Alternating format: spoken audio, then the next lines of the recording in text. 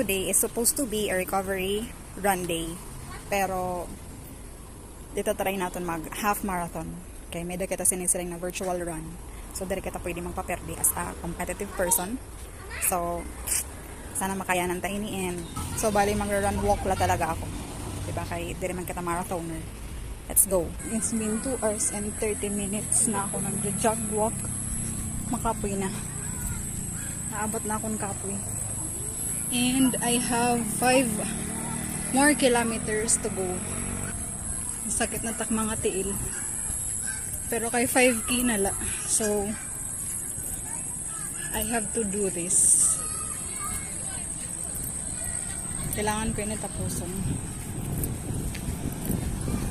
Kasi ito, kay competitive ka man. So, dire pwede magreklamo. Diba? 16K na.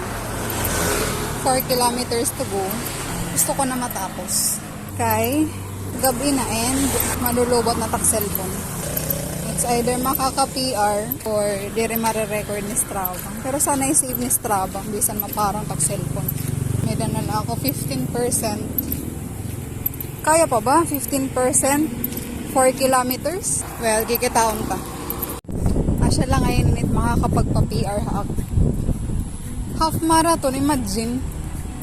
Waray turo training. Ini nga virtual run. Ditak cellphone nga naghihimatay. Tapos it panahon. Kaya baga tiuran. See? Ada kay good luck and pamaol buwas.